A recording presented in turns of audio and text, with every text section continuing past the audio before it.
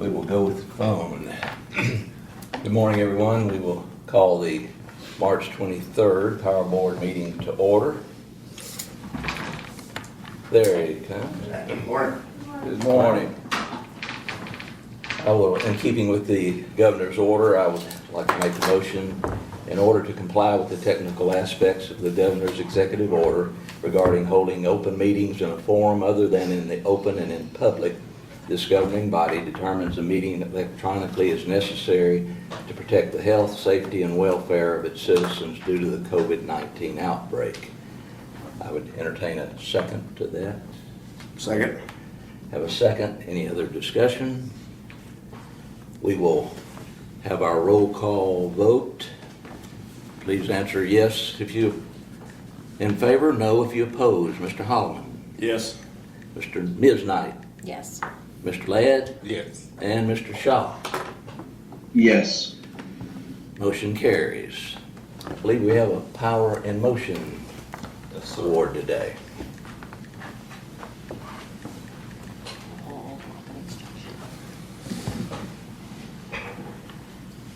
Yeah, so one of our big things that we've done to help with system reliability is tree trimming. And it's either, we've got customers that don't want us to touch a tree, and then we have customers that are mad because we won't cut a tree. So it kind of goes both ways and that. So Eddie has been with us for 30 plus years. We got 40 yet? 40 plus. Yeah, 40 plus years. And Eddie is over our right-of-way maintenance program. And 8 years ago, probably 9 years ago, we decided to relook at our tree trimming policy because we were getting beat up and we could never stay ahead of the game. So we adopted, there's a program called Tree Line USA, and it's sponsored by the Arbor Day Foundation. And there's a lot of list of criteria for that program. And one is how you trim trees, educating the public, educating your employees, and also planting trees. So it's job security. He plants them and then cuts them down. But it's all about planting the right tree in the right place. And so we felt like we really needed to get more aggressive on our tree trimming and tree removal.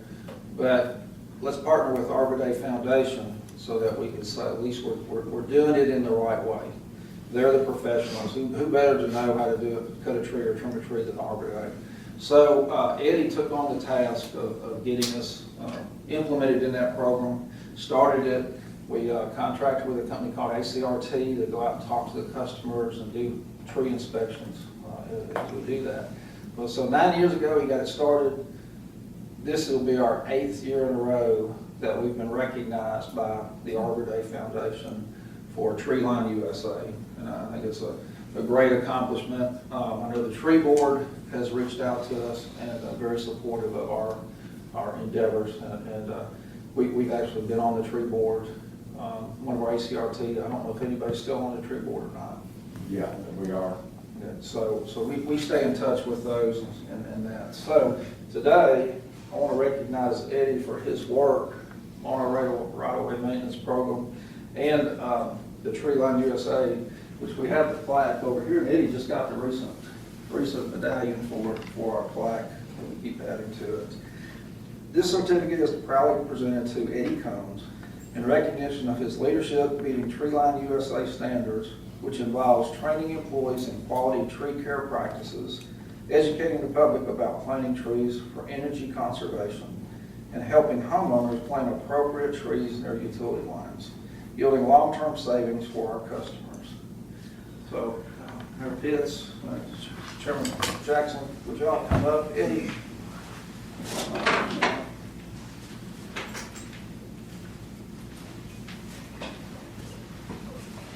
Eddie, I'd like to present this plaque. Thank you. All right. Everybody looking at them? Take a couple? Can't say a smile, can you? No. Yeah. Smile with your eyes. Yeah, just squint your eyes. We call it smile.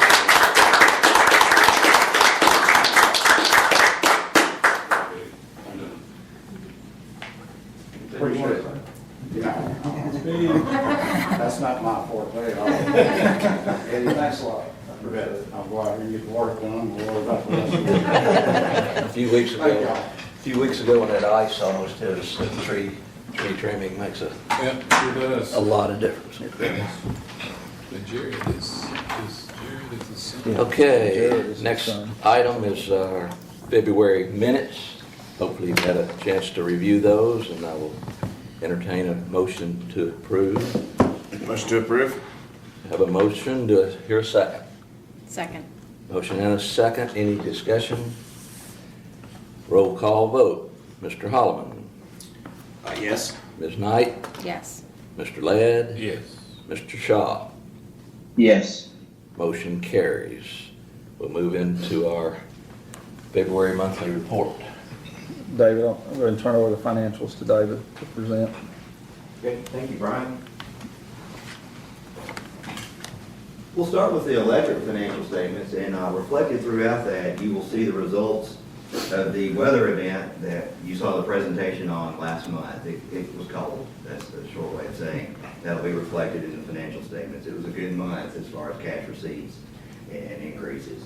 I will point out, if you look at line 9 on the first part of the balance sheet for the electric division, you will see that sinking funds went down about 1.2 million. We made a debt service payment. We do that twice a year. This one was just the interest. In August, we'll make another payment of about 4 million. That's principal and interest. So that's why that line item changed there. Are there any questions about any of the items on the asset side of the balance sheet? Let me use the mouse. Chairman Jackson talks about the glare, and I think between my head and this screen, I just can't see it on here. I won't make y'all do this in the dark, though. The second page of the balance sheet is the earnings and the retained earnings and liabilities. Line 34 is the important one here. Year to date, CDE Electric has earned almost 11 million. That compares favorably to 1 year ago when CDE earned almost 8 million. That's because of weather, and that's because of TVA rates. That's the driving thing there. It's worth pointing out that line 52.2 went down. That's where we accrue the interest on the bonds, and we just paid that, and that's why it's 0 at the end of February. Any questions on the balance sheet? All right, the income statement, and I'd like to make you see this just a little better.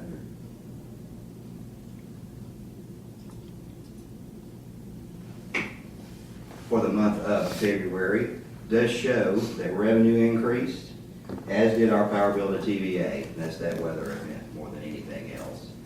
Not much else to point out on here other than net income down at the bottom. Line 98, 1.6 million compared to 1.8 million for January and 1.7 million for 1 year ago. So all there together. Any questions on the income statement?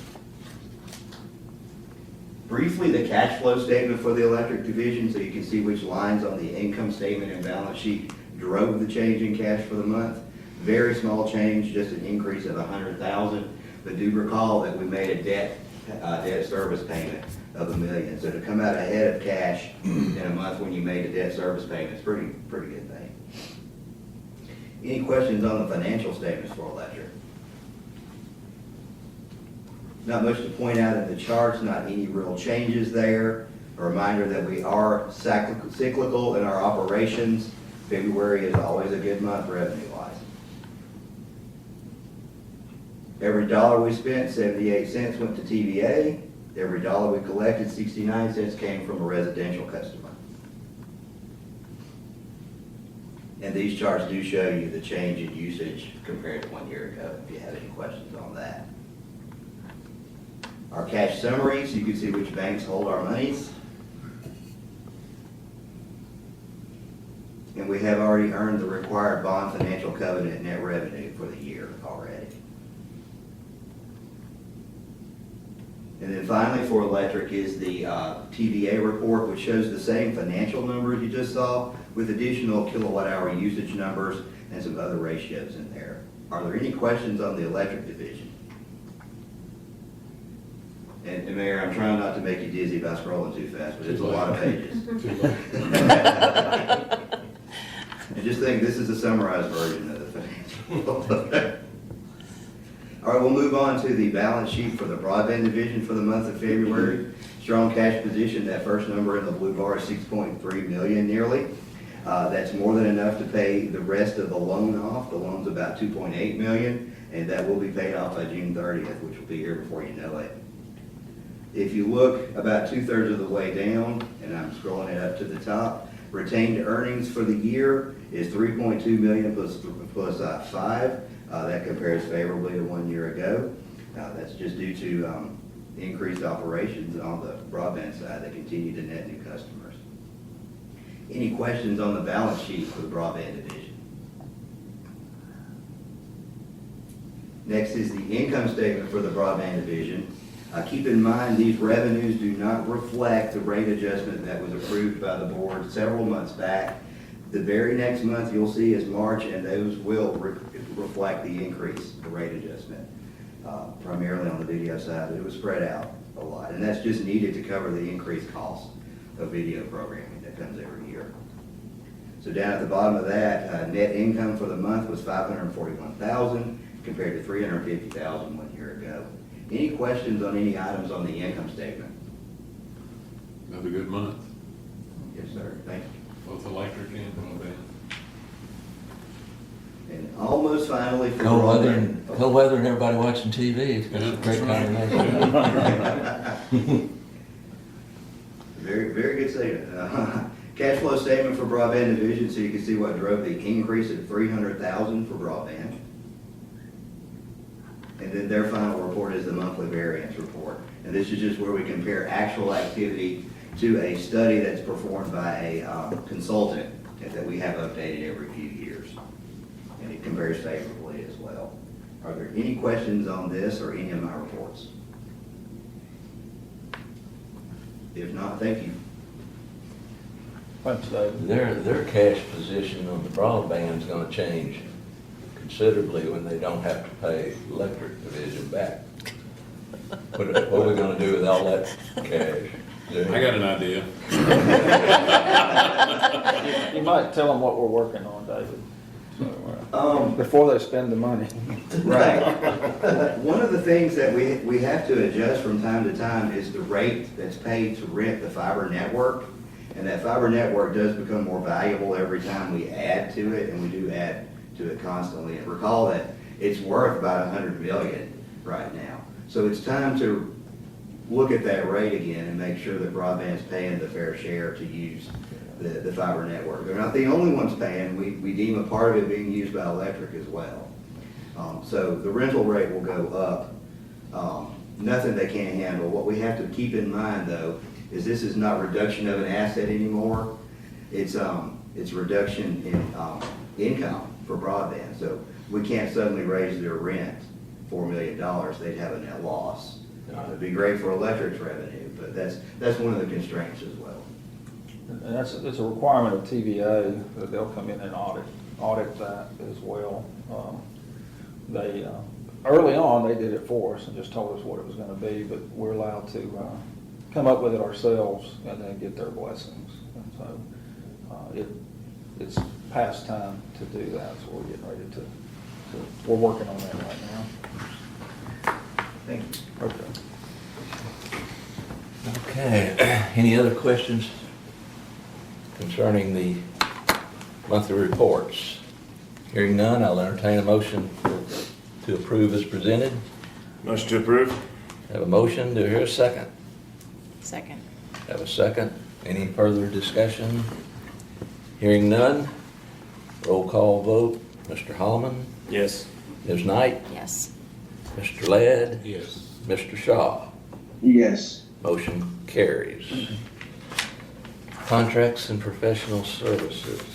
The first one that we have on the list is My Bundle TV. This is kind of a neat little concept, one, to a service that we provide our customers, and then second, maybe a little bit, a way to generate a little bit of revenue as well. Christy, you want to highlight that? This is a service we discovered is out there and available. What they'll do is they'll come in and actually manage several pages of our website for us. They'll build a bundle builder. So if someone comes on looking for internet services and streaming services. They'll fill out a questionnaire related to the types of channels and programs they like to watch. It will make recommendations for the proper streaming service for them. Sometimes it will be our own streaming service, sometimes it won't, which sounds very odd to say that we would recommend another streaming service like Netflix or Hulu or YouTube TV besides our own. However, the core of it all is it keeps redirecting them back to the fact that the stability and the strength of our internet is what's going to make the streaming product better for them. And when it does recommend a nationally owned streaming service and they subscribe to that, we get a commission off of that. So we still earn some revenues off of those customers as well. But it also gives us a way to highlight our streaming service a lot stronger. Any questions? Okay, no other questions? I'll entertain a motion to approve the bundle TV contract. Motion to approve. Have a motion, to hear a second. Second. Have a second, any further discussion? Hearing none, Mr. Holloman. Yes. Ms. Knight, Yes. Mr. Ladd, Yes. Mr. Shaw, Yes. motion carries. Plume. Okay, this is an addendum to our Plume contract. Christie? Yes, this is actually the equivalent of our managed Wi-Fi system for our residential service, what we call Smart Band, or most of you know as Plume. We are now going to be able to deliver that to businesses. And they have a separate app function for businesses called Work Pass, and it's got some incredibly nice features for small business owners that may be interested in using it, all the way down to staff management features and that sort of thing. So we're excited to be able to add that. The other piece of that, though, is because we've been so successful with our residential Plume services, when we negotiated the rates for the Work Pass services, we in turn were able to negotiate better rates for the residential services. So we're already starting to make more money and a higher margin off of the residential services with this addendum. So we're excited about that. All right. Any other questions for Christie on Plume? If not, entertain a motion to approve as presented. Motion to approve. Have a second. Second. Second. Have a second. Any further discussion? Hearing none, roll call vote. Mr. Holloman. Yes. Ms. Knight, Yes. Mr. Ladd, Yes. Mr. Shaw, Yes. motion carries. Star. Okay, Star is a company that does our fiber to the home construction.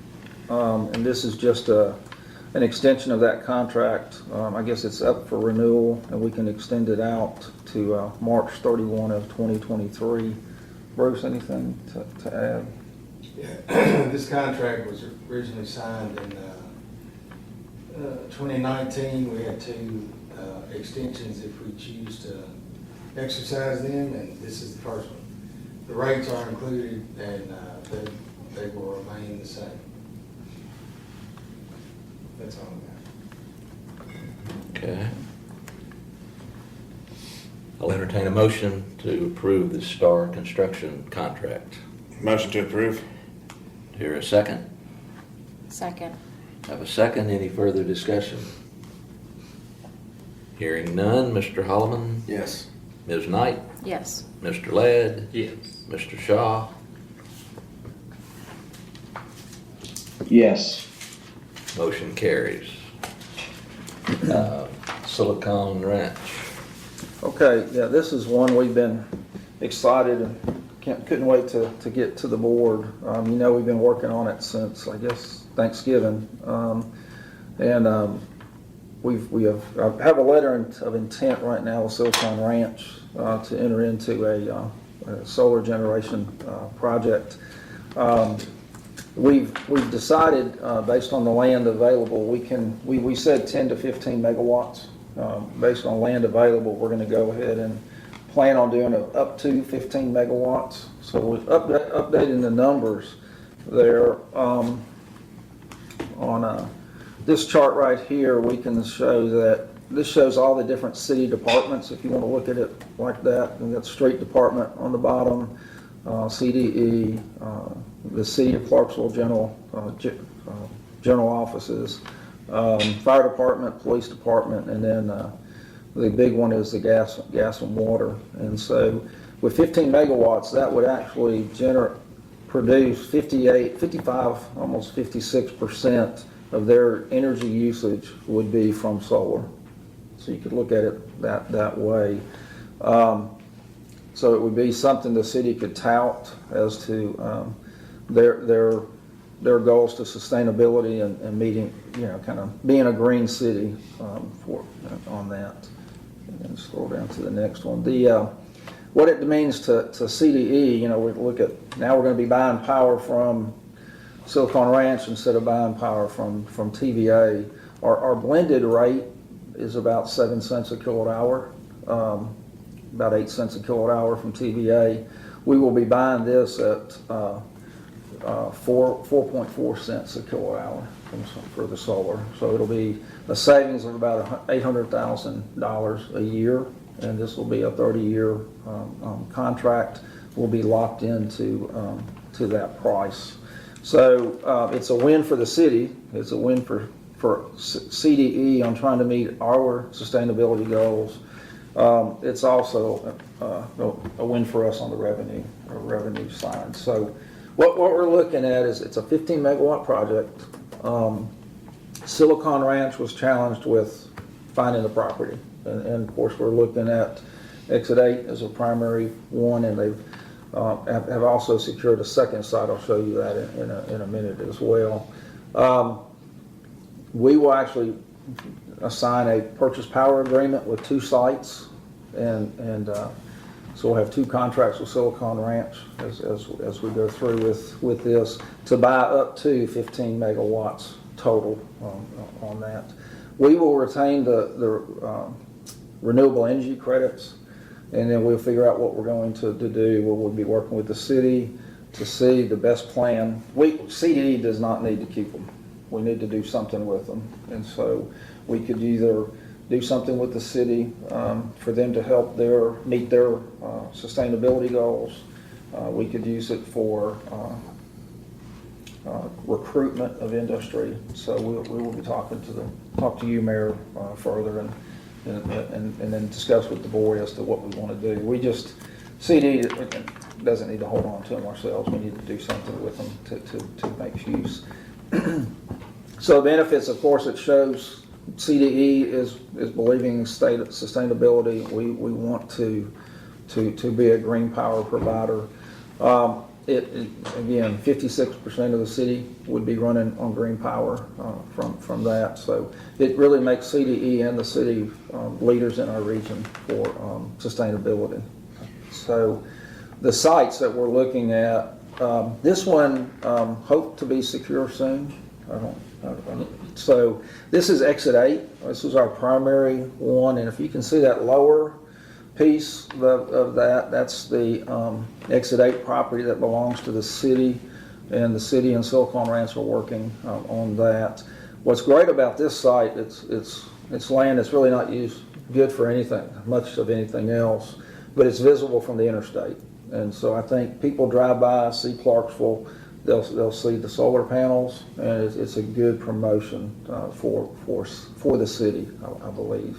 It's So, just a Billy Goat Bluff is all it is. yeah, I don't know it'd take a lot of dirt work, a lot of things to do to make that where you could do anything else with it, and a great use of property. So that one we hope to get secure soon. And then the second site has been secured, and this is on Wedgewood Drive. It's down in the river bottoms, down off of Russellville Pike, and down in that area. This is, I think, Stuart Mobley is the owner of this property, and Silicon Ranch has secured an option to buy. We,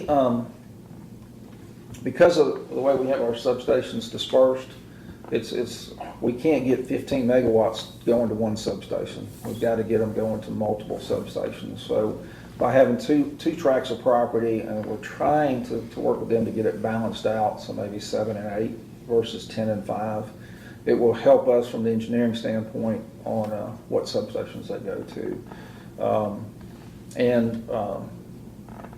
So I think overall it'll be a better pitch. And then the next slide there. So here's what we're asking the board to do today. I guess what we're looking at is an in-service date. Remember, we went to the board before when we did the letter of intent, talked about a letter of in-service date of 2022. With the flexibility announcement by TVA, several LPCs were able to get land and jumped ahead of us. If you may have read, Paris is doing a solar project, so there was Silicon Ranch.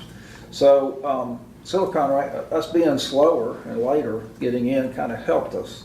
They came to us and said, look, we quoted you a price of 4.6 cents a kilowatt hour. If you'll allow us to do an in-service date of 2023, we'll lower it to 4.4 cents a kilowatt hour. And so we're willing to, it'll help us in multiple ways as well. We'll just push it out a year. They did say if they get it sooner, they'll get it sooner, but that gives them some flexibility on what they're going to do with manpower and part of their project. So we will, that's where we're going to get that additional savings. And again, we're paying 8 cents to TVA, 4.4 cents to Silicon Ranch. Project will be approximately, max capacity of 15 megawatts, which is going to be on 2 different sites. Of course, there we want to try to get this, as soon as the property is secured, then we're going to actually execute the contract. And we have once the contracts are executed, then they'll start on the due diligence, looking at June and August. Then October 22 to 23, we'll start construction, and then with the initial delivery date of December of 31. So, but what we're asking today and what's included in the board packet today is the template of the agreement. This is a contract that we would sign. There's only 2 things that will change in that contract. One is the entity that we're signing with.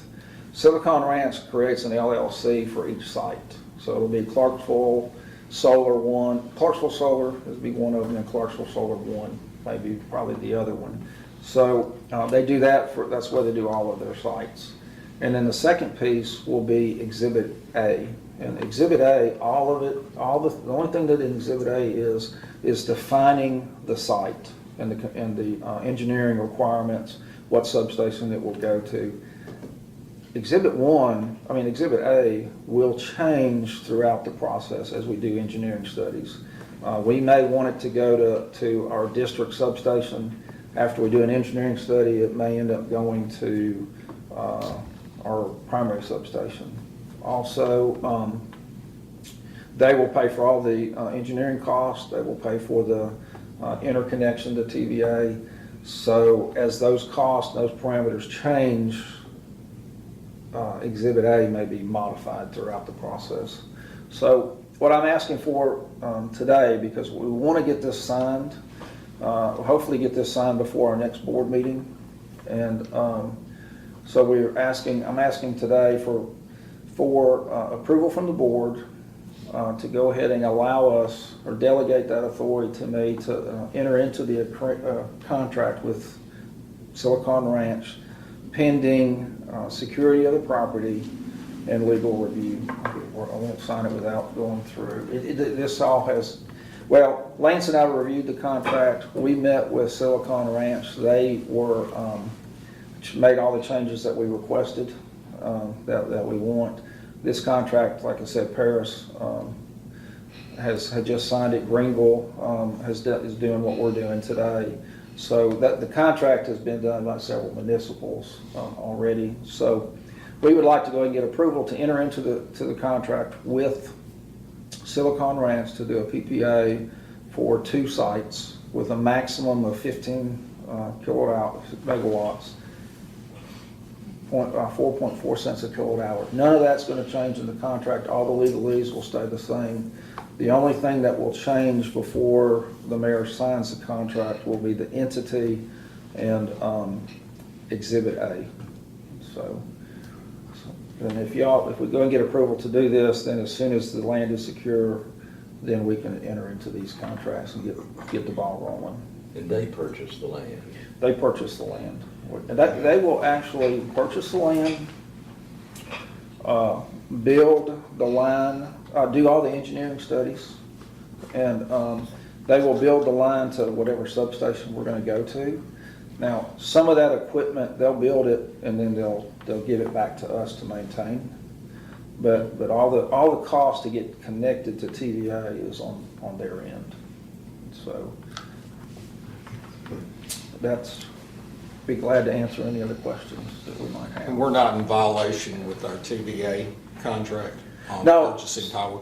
So, TVA had, up until 2 years ago, TVA had an all requirements clause. We could not buy power from anybody or generate power from anybody.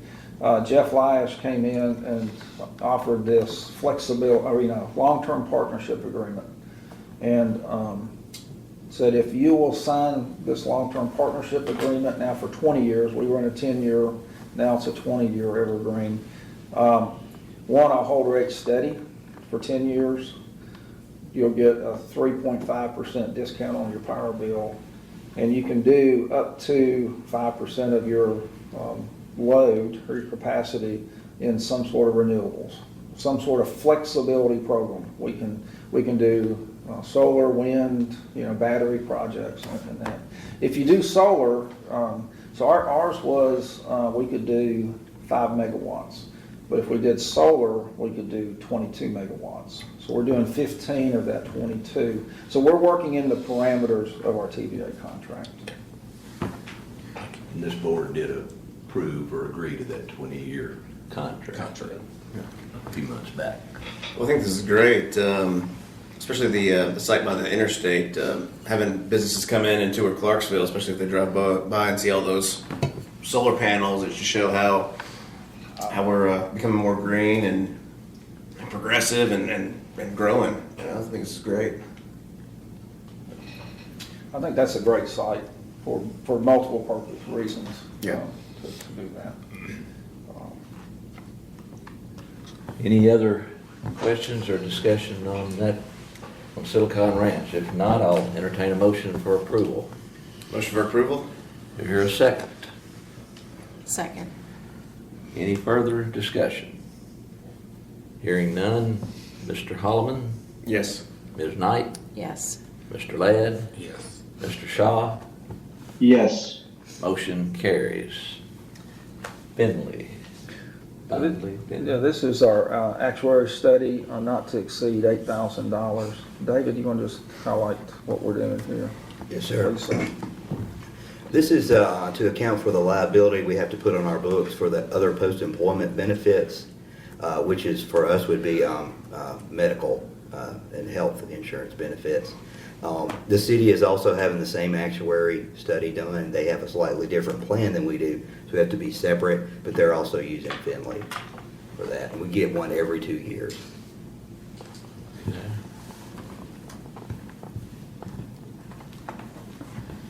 Any questions, further questions of David concerning that contract? Hearing none, I entertain a motion. Motion for approval? Second. Second. Any further discussion? Mr. Holloman, Aye. Ms. Knight, Yes. Mr. Ladd, Yes. Mr. Shaw, Yes. motion carries. Now to our purchase requests, which do not require any board approval. All right, I'll go through these, and the two Wesco purchases are just restocking inventory. One is our fiber, and then the other some underground vaults for our underground services. The next three are vehicles, and we buy all of our vehicles off the state contract now. First one is a Ford F-250. That's going to replace our duty truck and we'll kind of filter down trucks down the road and then ultimately sell one of them. The Ford Edge actually replaces our outside sales vehicle. So I'm not sure the brand, what that small vehicle is. Nissan Versa. A Nissan Versa. It has, what'd you tell me about? What has it They done? call it Zoom Zoom, but they told me it stopped zooming. Yeah, so. So we are replacing that one. It'll be at Watch for Gov deals. Make you a deal on that thing. And then Ford Explorer is going to our fiber or our broadband network engineering pool, and that's when they're going out to one of the 36 hub sites, the 37th hub sites at their location. So they're still driving personal vehicles sometimes to those hub sites, and so we're able to put that into the fleet this year. So the next one is our janitorial services. With the addition that we've made on this building and what we're making at Madison Street, it was time to rebid and do an RFP. So we went out. M&M is our current provider, and if you'll see, the J&J was the only other one that submitted an RFP, and they were almost twice they were amount. M&M will do it for $9,750, and J&J was about $16,000. So M&M has done a good job. There's a few issues they've had early on, growing pains as we've opened up this side of the building, but they have been doing a good job, so we'll be sticking with M&M for our janitorial services. Are they local? They are local, and there's a lot of young folks that they bring in to do the cleaning. Good folks. I don't know who else what other businesses they do offhand now. I've been told, but I don't remember. But if we've had an issue, they're usually down here within 30 minutes to check on an issue that we have. So good folks. The next item is our splicers, and that's why if you look on the boardroom table, I brought in some fiber, just to remind y'all on what these guys have to do when they splice fiber. And these are so there's in each one of these packets there are 12 fiber strands. So we'll have the 144. We got 2 count, 144 count, 48 count, 255 count, 288 count. 288 count. I always get that one mixed up. So they have to. You think about that. There's 12 pockets in here, and then 12 strands in each one of these, and they've got to splice those individually as they go through. They've got to match up the colors and match up the colors inside of each one of these strands right here. And if they get just a speck of dirt on that glass, it'll deteriorate our service. And so splicing is very, very important. It's time consuming, and it's very important to the quality of our service. So we have a few of our splicers that are in inventory they've done more than 30,000 splices and are starting to show some age. So we're actually adding 2 new splicers and then adding 2 more to the inventory that we have. So replacing and adding new splicing equipment. Gosh, that's tedious work. Oh, Yeah. If you get in trouble, you have to go splice. We got that, you can't leave until you splice this one off. But only one strand. So, Lance, tell them I'll be late. yeah. I was telling some earlier the story. It was a Memorial Day weekend, and we had 5 strands of 255 count fiber going across the interstate, and they were at legal height, but some vehicle came through and ripped down all 5 of them. Never stopped, just kept going. So you figure 5 strands of 255 count. It took us a while to do that. So, and actually, we doubled that because we could not. It wasn't a clean break, so it stretched the glass.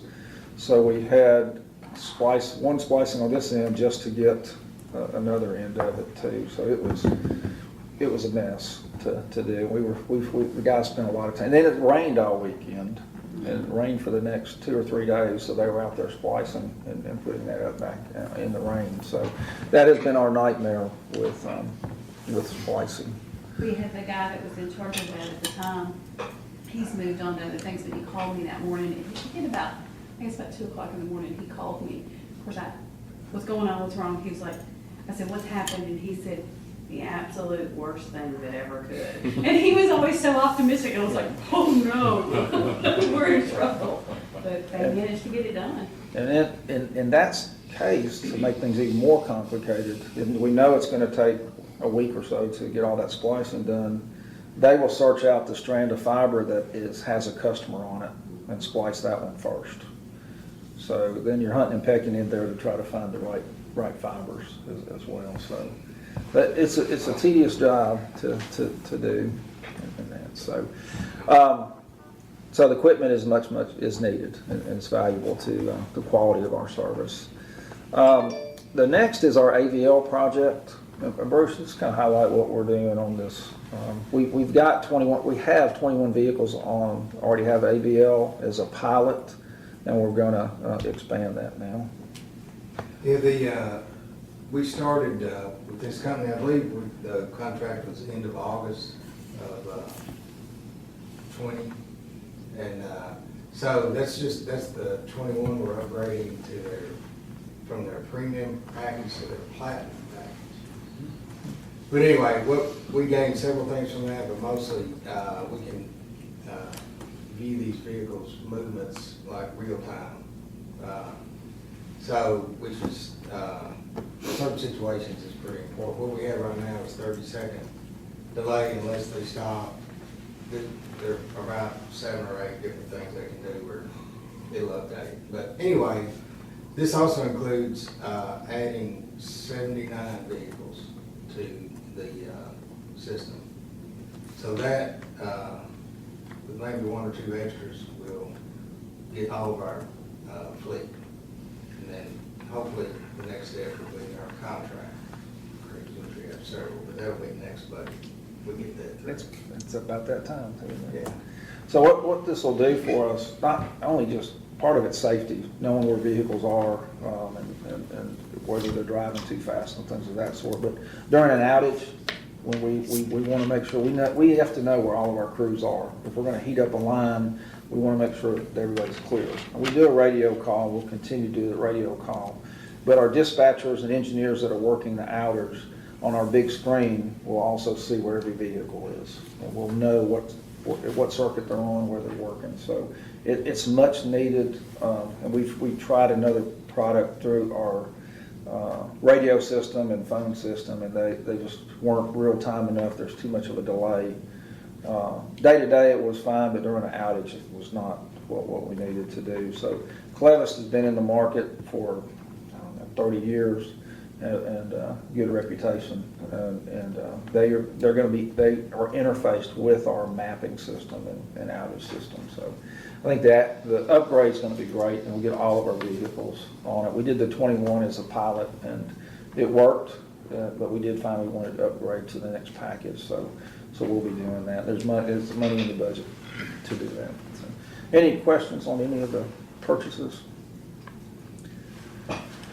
Okay, the next one is fuel cost, and there's a big jump this month. Fuel cost actually will go up on an average. Average customer, it'll go up $3.88 from last month. That is, though, fuel has been trending downward for the last 2 years, really. But if you look at last April, it was $1. An average bill was $129, and this April will be $136. But that's, it's about 17% higher than the 3-year average for April. Bad news is it's trending that through August will be up a little bit. And then hopefully September, of course, it'll go into transition month. Hopefully we're seeing a downward trend back in September. So still much lower than what's happened in Texas, but the cold weather was a big contributor to that fuel cost.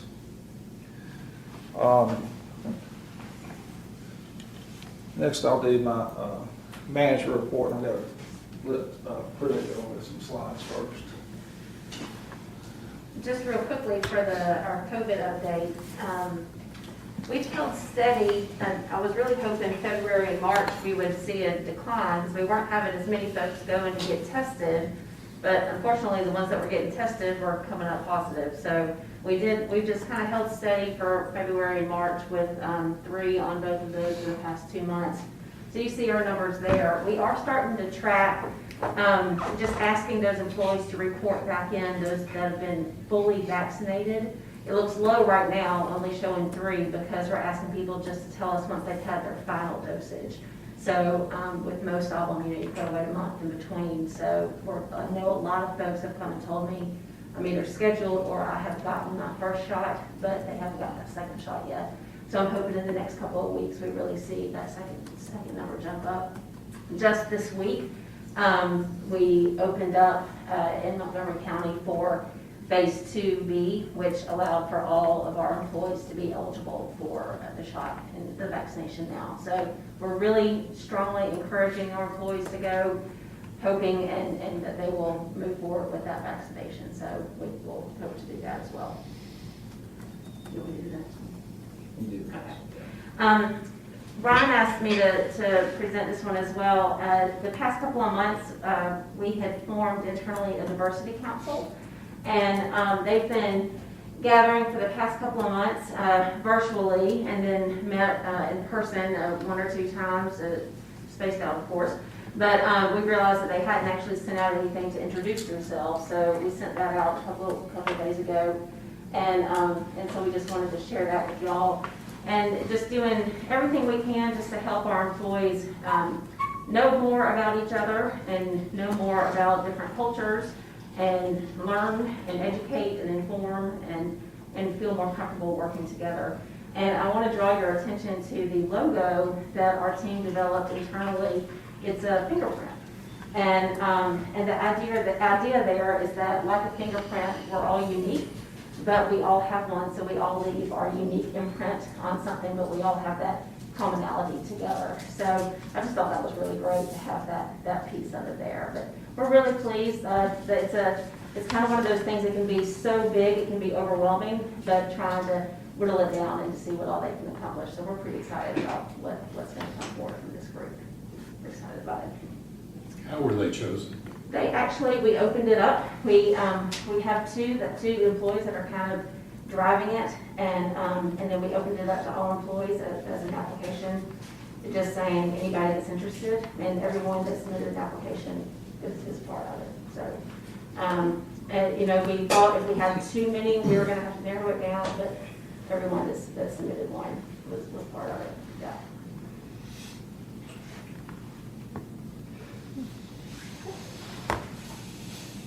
I'll add on that, we want to make sure that council's employee driven.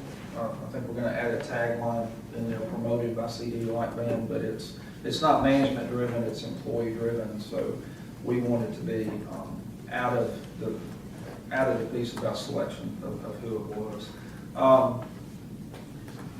TVA is pushing, Jeff Lyons is really pushing diversity within TVA now as well. Actually, we got a call from the general manager for our account asking us what we were doing and getting some ideas. They're just getting ready to start putting a team together to roll out what we're going to do at TVA. And they reached out to us mainly because they felt like we were probably ahead of some other utilities, in which we are ahead of a lot of utilities in this. So I think it's a great first step, and they've met a few times, and I think it'll be good for us going forward on that. So update you a few things. FERC. The FERC complaint, there was 137 of us have signed, out of 153 have signed the long-term partnership agreement. 10, well, there's 10 have not. The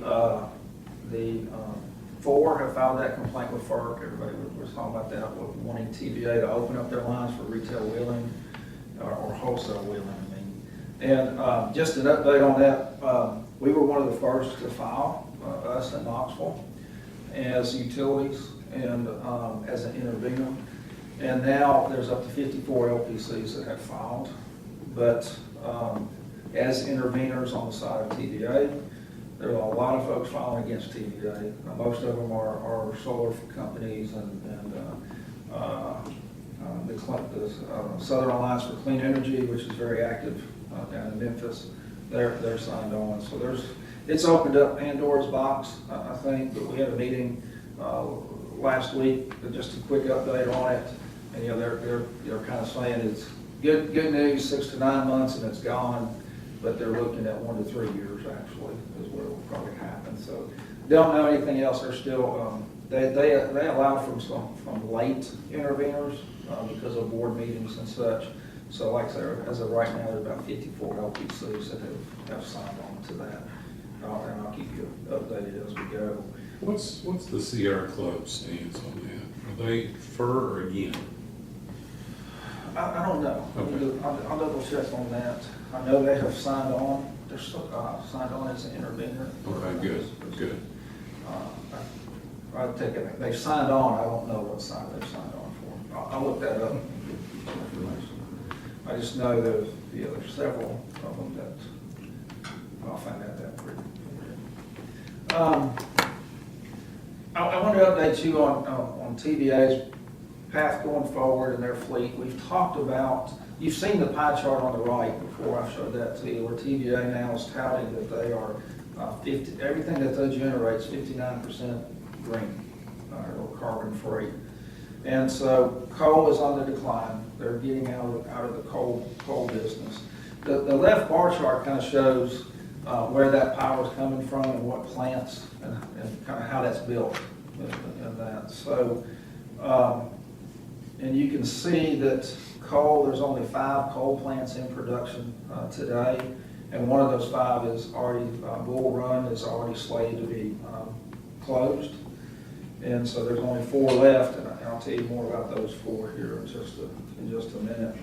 If you can look at their TVA's long-term goal is by fiscal year 2030, they want to be at least 63% carbon free. So you can see from 2005 that 57% of their energy mix was coal, and 2021 it's down to 13%, and then 30 is down to 5% coal. And you'll see the wind production, and you see that TVA EE, that's energy efficiency. So they factor in people shutting down power or being more energy efficient equipment in the equation of their fuel mix. So understanding their long-term goal is to be 100% carbon free. So this one is was what came out of the Lazard report. I'm going to talk to you about the Lazard report that was done. And if you'll see, towards 2023 is when Bull Run will be retired, and that was one of the 5 coal plants. And then you're going to see from 2025 out to 2035, the rest of the coal plants will be retired.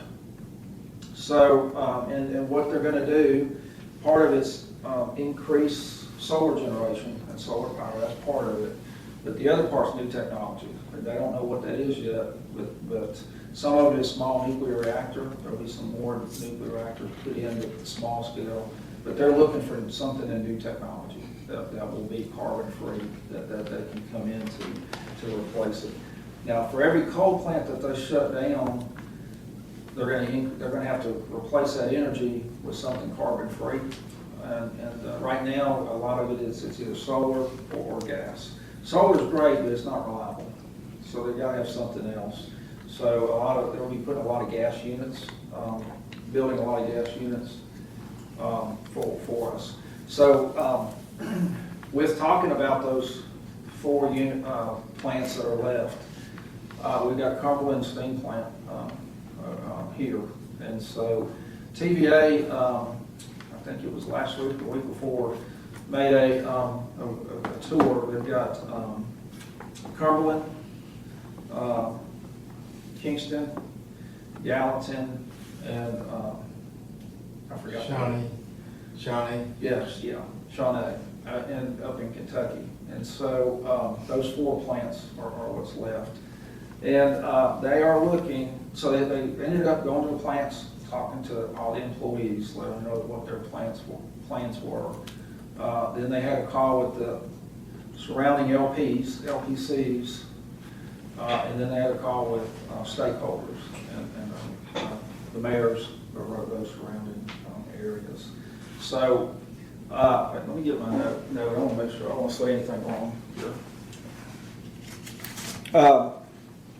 So we've got, just so y'all know, I'll tell you this, we are not telling TVA story. If we're asked a question, we'll let TVA answer the questions, but I want y'all to know what's going on and if you're asked. Cumberland is looking at, they're scheduled, this is planning purposes, retiring one of their units in 2026 and another unit in 2028.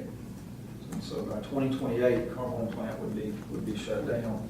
Now, there's an environmental impact study that has to be done. They are just now opening up a water treatment plant that has to be, by EPA standards, has to be opened up by April 11th. So there's a brand new water treatment plant that will be left there. So what's going to happen at that site, I don't know. They have not said, and they kind of said they don't know what's going to be at that site. Some other sites that they have closed down, they have put gas back there. Some others they've developed and sold to Google, and so things of that sort. So not sure what's going to happen, just so you're aware of some of the plans. Cumberland, Kingston, we all know about Kingston and the spill there. They're similar to Cumberland Cities on that 26, 28 time frame. And then Gallatin, which is a smaller plant, they already have a gas unit on site. It'll be later, a little bit later on that. And then Shawnee, which they closed a few of the units down at Shawnee already, but it'll be in the latter years. So 2031, 2035 is when those two were scheduled to be shut down. And so several reasons why. And I'm going to show you some charts on how we're using it. This chart right here, if you'll see, the nuclear is base load, and you just can't shut down nuclear. You've got it in, and so they've been previously coal and hydro. Really, coal is base load. You don't really want to shut down a coal plant. You want to fire it up and just keep it running. But so this was the during that polar vortex. It's several years ago. This little right here is Punk's Raccoon Mountain. We've heard about Raccoon Mountain, and that's pretty cool how that works as well. So at night they pump it up the mountain, water up the mountain when energy is cheap, and then during the day they let the water flow down the mountain, go over turbines and generate electricity. It's a really cool thing. But so this was back in 2015 during the polar vortex. Today, with the fuel mix that we have now, of course we've got the nuclear. Now they're using hydro pretty much as base load, and they're having to cycle on and cycle off coal. Now on a spring day, not too bad. The dotted lines represent solar generation. They're bringing on more and more solar. And so it doesn't affect coal too much on a spring day. But if you look at,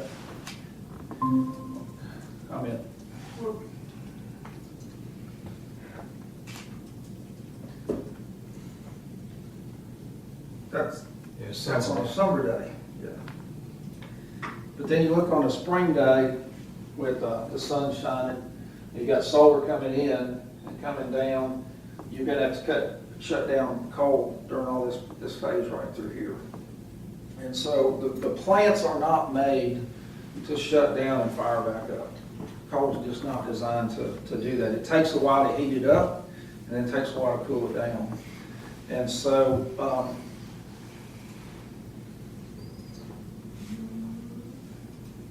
So what they're trying to do, these plants, the coal plants, some of those are 75 years old. They were built to last 40 years. So they're about all of them are at end of life. It seems like every time they cycle a plant, something else goes wrong with one of the boilers or equipment. A coal plant takes about 200 employees to run. And if you've ever been down to Cumberland, there's usually 500 to 1,000 contractors out there as well. But 200 employees to run it. A gas plant is quite a lot cheaper to build, and it takes about 50 to 60 employees to run. So, so part of the other thing that's pushed TVA to do this is new environmental guidelines.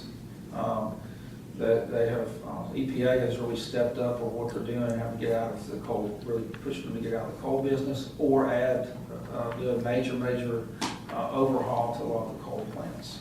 So I want to kind of give you all a background on TVA's thinking as to why they're shutting down the plants. It's really about the cost of operation, wanting to be green, EPA regulations, and just functionality. And quite honestly, what they've said is we're not back in usage, electric usage. We're not back to the 2012 energy usage. You know, when the economies dropped down and everybody quit using electricity, a lot of that load that came back more energy efficient, and they're not seeing a major increase in power over the next 20 years. And so, and again, like I said, they're looking at solar, gas, new technology to come on, and things that are greener. So that's kind of the background. I'm sorry to interrupt. I think you for sure wanted to mention when that load dips down and we have to, and TVA might have to cut nuclear. Yes, Yeah. that's a good point. But as I said, you never want to shut down nuclear. Back last year in the fall, we had a nice fall day and everybody's got the windows open and it was good. They came very close to dipping down. And it's you just can't shut down a nuclear plant, right? So what they have to do then on nuclear, they're going to have to sell that power. And hopefully when you make it, you got to use it. If you don't use it, the whole system crashes. So they got to find something. So they're constantly buying and selling electricity as well. If they were to shut down a nuclear power plant, would it overheat, like overreact? Well, it just, there's just a lot of, it takes time to do it so it doesn't overheat, right? And it's just a lot of process to shut that down. Once that starts generating, you just, it's months really, I mean, days. It's like trying to stop a days train. before it really cools down. Very, very expensive process. Now, the thing is, on the nuclear plants, if you're trained and licensed to operate that plant, you're licensed for that plant. If you wanted to go to another plant, you got to go through the whole licensing program again because they're that unique. And what TVA is looking at is small scale solar, small scale nuclear, and they're off the shelf nuclear, kind of like the nuclear reactors in a submarine or something like that. Those, then you're licensed to operate, and you can operate any of them. So there's a lot of economy there. And I think Lamar Alexander kind of talked, he's against wind for sure, and but he was pro-nuclear, and he kind of talked about with the small scale nuclear, you've got a little strip center, you got your Publix here, your shoe store here, your haircut place here, nuclear plant here, and something else there. So we can put them anywhere, right? And but it is it's new technology. Don't know what it's going to be. But I know they're doing a lot of research a lot of folks are doing a lot of research on what we might do. I do think small-scale nuclear is one of a promising source that we can use. But yeah, the other thing, we're bringing on solar. Back during this cold spell, solar was useless, and it was cloudy, cold, and solar wasn't producing any energy. So you have to have something else that you can bring on. Solar's great, it saves money, but it's not reliable. Now, I think eventually solar battery is a great thing. I think if you get solar, generating it, and then charging that battery, and then using the battery later. Right now, battery costs are too expensive to do, but you may have seen TVA did sign a contract to do a test pilot with of solar and battery with a company called Orgis. And I think we're going to get close to that. Electric vehicles are coming online. Battery technology is getting cheaper. And so our push, TVA's push, is electric vehicles and making sure we're ready for the electric vehicle market. Start talking to folks. If we can get folks, we need folks charging their vehicles at night. Don't come home after work at 5 o'clock and plug it in. Wait till later on the night, and that helps the load shape as well.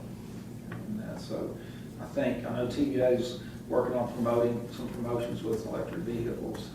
We're looking at what we're going to do with electric vehicles. Right now, we've had the electric vehicle charging station downtown. It's not being used a lot. What their big push is getting electric vehicle chargers out in the public to reduce driver anxiety. I've got an electric vehicle, but I don't know if I can make it to Nashville and back. Where's the charging station?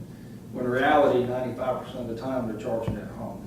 But they just kind of want to know where there's a charging station. So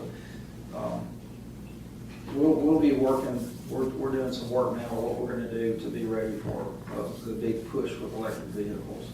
You're seeing a lot of that in 2030 is when a lot of manufacturers are going to stop doing gas and doing all electric, and I think it'll get pushed out. But I think Toyota made a statement 2050 is what we saw, is they want to be all electric. All right, any other questions on TVA's direction on that? The other thing I wanted to throw this out, Brittany with Jim's team and George with Christie's team have been working on a new call center upgrade. It's a software program that works with our ShoreTel system. Some of the cool features on that is customer callback. You call in to get service, and there's a 10-minute wait, 5-minute wait, hold time. You can ask for a callback. It leaves you in your queue, in line, just where you were. And when the next CSR is available, they will call you back.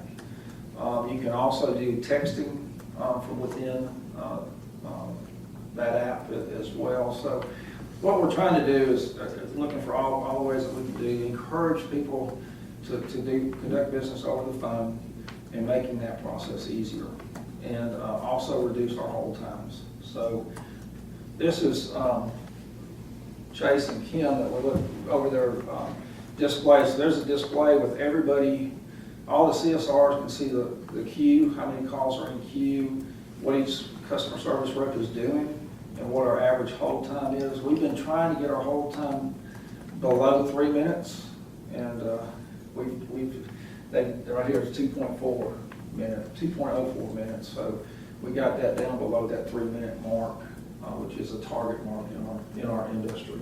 So we've been trying and working for some time, trying to improve customer service, improve through things. I think the software is a big plus for what we're doing, heading in that direction.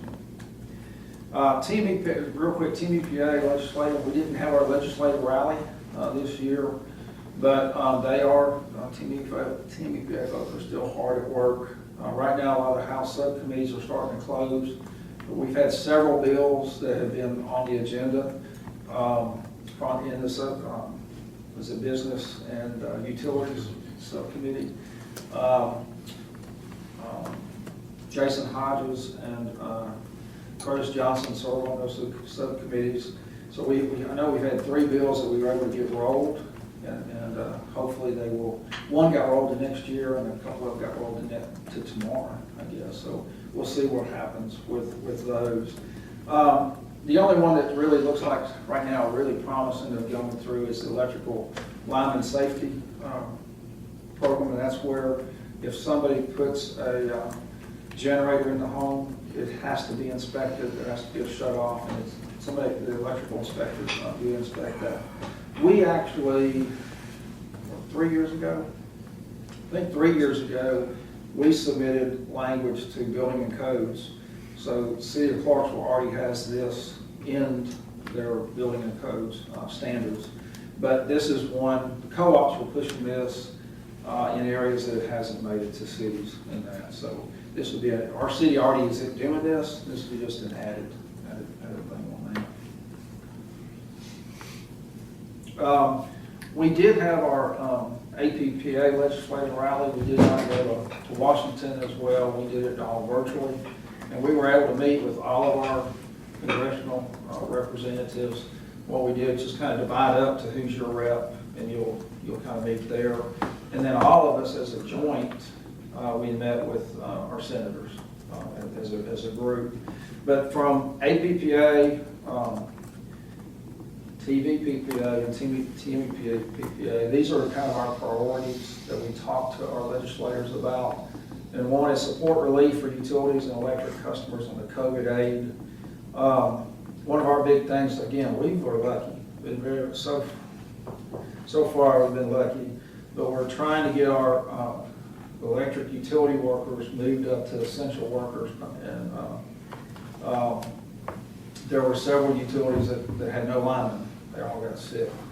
And so we were hoping to get them all vaccinated sooner. And then the other is, of course, LIHEAP, that they've been getting quite a bit of funding, so just encouraging them to continue funding that. There are some federal legislation on trying to do mandate, not disconnecting. We feel like that's what is that, a problem in search of a solution? I mean, it's really not a problem that we have. And we think local power, we all should be done at the local level. Every utility has different unique situations. Our disconnects are back to pre-COVID. We never slowed up. The builders kept building. Internet kept growing, and our customers had a lull, but we worked with our customers, worked out payment plans, worked out levelized billing, so that our disconnects and our bad debts are back to pre-COVID. So there's no sense in something of that sort. Transmission access, we talked to them about the FERC complaint to make sure that they were aware of where we stood on it. Clean energy, really telling them, look, TVA already has a plan to be carbon free. Let's lighten up on the mandates. We're doing it already. Why put it in legislation? And then the infrastructure bill, one of the big things on it is advanced refunding of bonds, municipal bonds. You basically can't advance refund. We advanced refunded our bonds several years ago, and we saved $15 million on our bonds just by refinancing. So we just think that, I think us and probably all municipals are in the same boat. Let's bring that back and keep that going. So that was really the quick things, 4 topics that we spoke to our legislators in Washington about. I did want to point out that our own Chairman Jackson has a wildlife photography exhibit out at the Wade Moore Nature Center, and we snuck out the other day to take a look at it. There may be a few pictures missing on the wall now. Anyway, I just want to make sure y'all are aware of that. If you haven't been out there taking it. If you have, the nature center itself is cool, what they have. But check out his photos out there as well. And that's all that I have on my report. That's all that I have today. There's other items in our other reports. Be glad to answer any questions that anybody might have. Anything else anybody has to bring before the group? I guess we have our committee meetings next month, so be sure and have those on your calendar. Very important that we have those done, personnel and finance, so we can approve the major budget. Would that be in June? The city will approve it in June. Yes, Y'all we will have vote to- on it in April. We got to do it in April. Okay, all right. Anything else? Another great meeting. Appreciate all what you guys do. And you up like you got something else to? No, I'm just closing. Okay. Okay. I was going to give you the floor. Okay, if nothing else before the group, we will consider adjourned.